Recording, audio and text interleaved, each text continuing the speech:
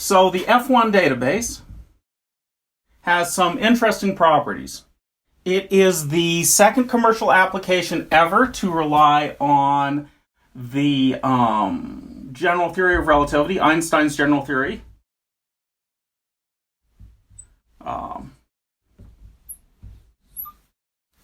The first application is one that you're probably familiar with, which is GPS satellites. You know, you've got us down here on the Earth. We've got satellites out here in space that are all sending signals. We measure the timing between 3 of those, and we can determine where we are.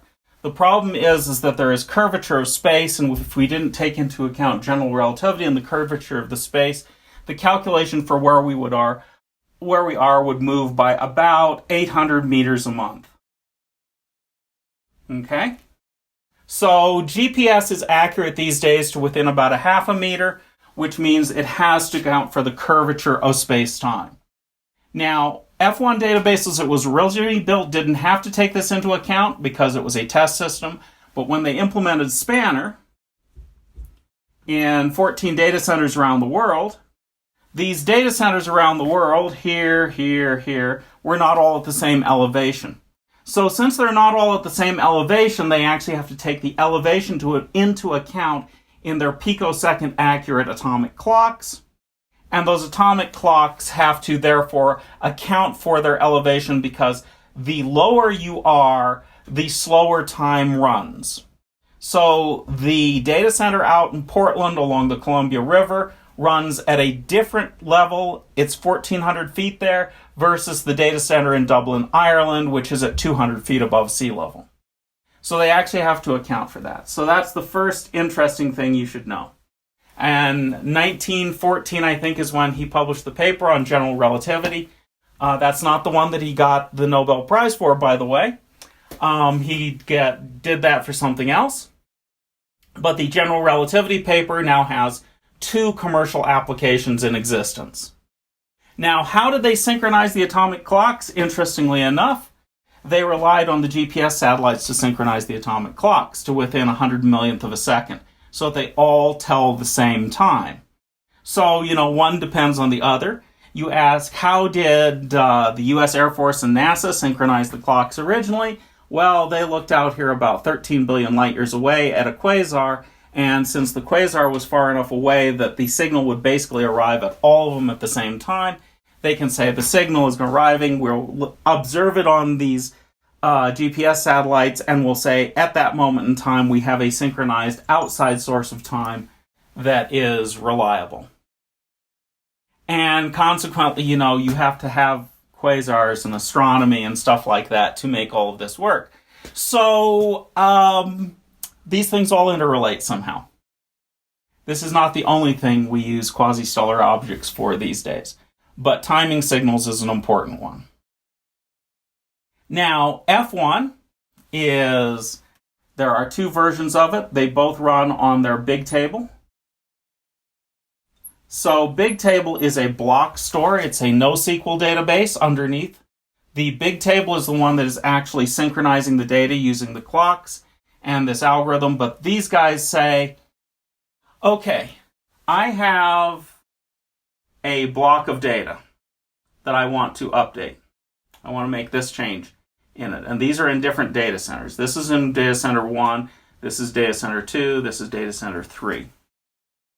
And I will say, if what I want to update is in a single block of data, then based on a race condition, basically, we will pick a single computer to do this update. It becomes the owner of that block of data. It does the update, and then it transmits those blocks to the other data centers. When it receives back a message from the other data centers that these have successfully been transmitted, received, and stored, we say that this block is updated and it is new across all the data centers. That's the easy one. The hard one. I have an update, but it isn't in one block. It's in more than one block. So we want to update all of these blocks, and we want to update all of these other blocks. So when we go to update multiple blocks, in Bigtable, we say, okay, what I need to do is I need to take the controller, this guy, instead of just updating a block, okay, he's going to say, I am going to elect people at each different block. Each block is going to get one computer elected, okay, to do that update. So you've got all these computers to do the update. They are all going to, at the same time, update this stuff, and I'm going to wait for responses from all of them to coordinate to say that it is done. And when I receive responses from all of them, then I will say, yes, the update is completed across this set of blocks. So the single update is fast. The multi-block update is much slower, but much slower is within about 0.002 of a second.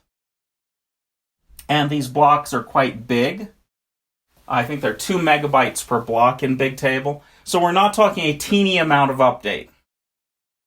And this happens across billions of times a day. I mean, Google Analytics is, I think, 2 trillion updates a day happening through this system. Now, obviously, if you're going to do updates in this fashion and the single block update is much cheaper, you want to take some time thinking about, do I have a unique key for this? Do I hit the primary unique key every time? Because every time I do that, that's efficient. But it doesn't exclude the possibility that you update things across entire sets of blocks.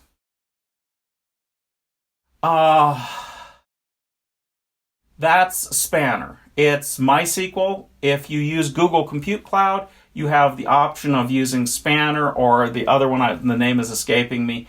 But both of them are basically derived from the research work on F1. They both use this consensus algorithm underneath the covers for sorting out their blocks. And CockroachDB uses it, and it is open source. You can subscribe to CockroachDB. If you want Postgres and you want to reach, 1 million transactions a second with lots of data, and you don't mind forking out some bucks, you can go to Cockroach and just lease a system from them. They run their systems on Linode and Azure and somebody else. But basically, they don't have the computers, but they will run the system for you. They will set it up. They will maintain it. Now, you'll notice that this data is duplicated in multiple data centers. Generally speaking, people that run this don't worry about backups at all. Okay? This protocol has built into it fault tolerance so that if you lose computers, if they lose storage, it automatically recovers and it will go back out and go out to that data center, allocate more systems with more storage, and reduplicate the data. So these databases are backup free.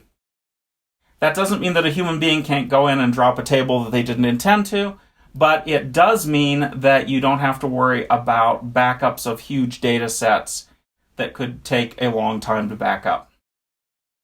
And they don't have to have synchronization of backups, all sorts of things come out of that.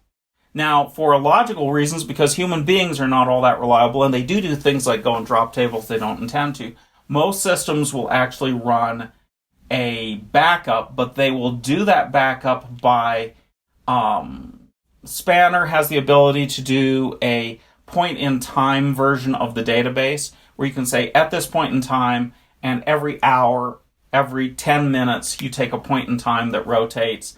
You get rid of these point-in-time copies. So it has the facilities in it to do a backup, but those point-in-time pieces of information for it are not a separate copy of the data. They are, at this point in time, I'm going to say everything that happened up to here is where I will fix things. And I will let that copy continue to exist at that point in time with a name associated with it until you get rid of it. Which means that deletes are marked, they're not actual deletes. They don't actually take data out until the point in time information says this is no longer used and it can be garbage collected. So this is the forefront of what I would call big data and SQL technology. Spanner is, it is an SQL database based on MySQL. And these are actually relational databases that are full-fledged. Facebook went in a different direction, and they built a thing called a column store that is a NoSQL database that doesn't have all the features of an actual SQL database and isn't ACID compliant. It is eventual consistency. And again, it's used by some folks. It's used in Azure for a bunch of stuff, and it has some applications at scale, but it doesn't have the thing that motivated them to actually do the research and build F1, which is you have to deal with your own concurrency control in the application. And that is super difficult. So when I look at these things, I say, if I want to build an application at scale, I have lots of alternatives. I can go out to AWS and just lease Aurora. I can go out to somebody like Cockroach, and I can get the slower version of this, but for an awful lot of applications, it works just fine. I can go to Google Compute, and I can use Spanner and scale as big as I am willing to pay for. There's probably no scale that it cannot handle. And that's basically, when you look at something like that, it's instantaneous. You create a database, you can just take scaling out of your mind and just forget it for all eternity if you do that. So that is huge. The world's first world-size, world-scale database.